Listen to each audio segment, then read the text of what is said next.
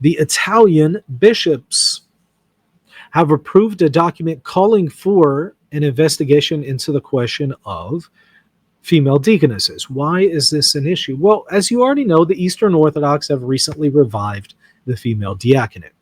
The Oriental Orthodox already have female deaconesses.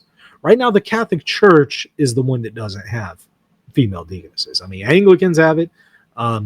Again, some Eastern Orthodox and some Oriental Orthodox. Right now, only Catholicism has done away with the female diaconate. Is the Catholic Church going to restore the female diaconate? And if so, of what nature will it be? Is the church going to come out and say this was never sacramental? Is it sacramental according to the church? You know, there's a huge debate raging on it, which is why the DDF continues to open new investigations into studying the question. You know, we've seen several times, you know, the Pope will open an investigation into the question of female diaconate. And then they'll come out and say, okay, no to female deaconesses.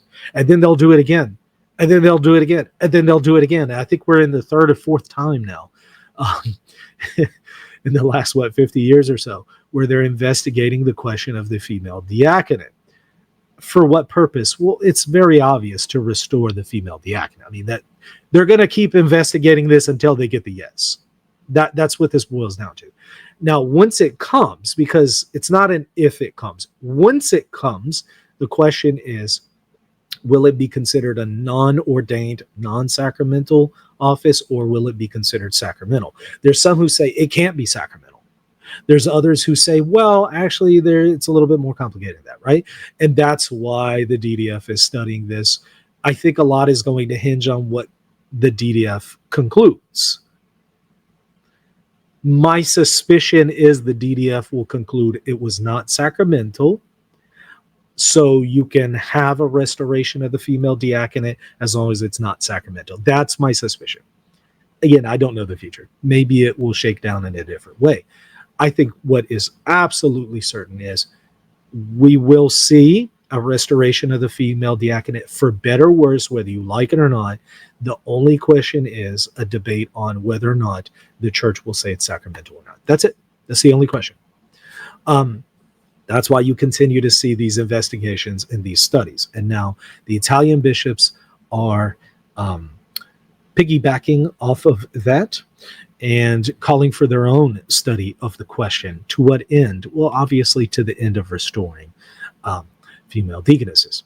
The church in Italy concluded its 4-year synodal process with the approval of a 72-page final document known as Leaven of Peace and Hope. The document gained approval of 781 out of 809 participants.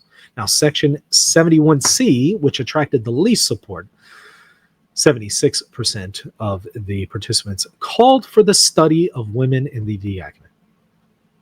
The document also called on Italian dioceses, by overcoming the discriminatory attitude that is sometimes widespread in church environments and in society, to commit themselves to promoting the recognition and accompaniment of homoaffective, that is, same-sex attracted, and transgender persons, as well as their parents who already belong to the Christian community. What is the document saying? So the document is saying is that, the Catholic Church is too intolerant of homosexuals and transgender persons.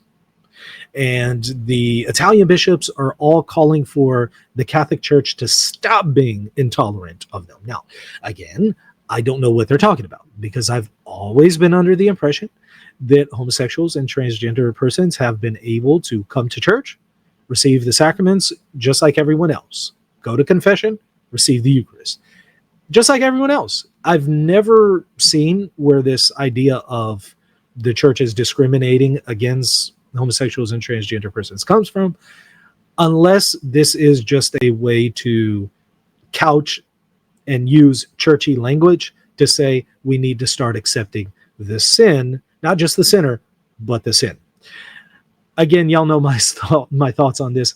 I think this is a way to use, again, church language to normalize the act, not just the sinner, right? The sinner has always been welcome. What hasn't been welcome is the sin.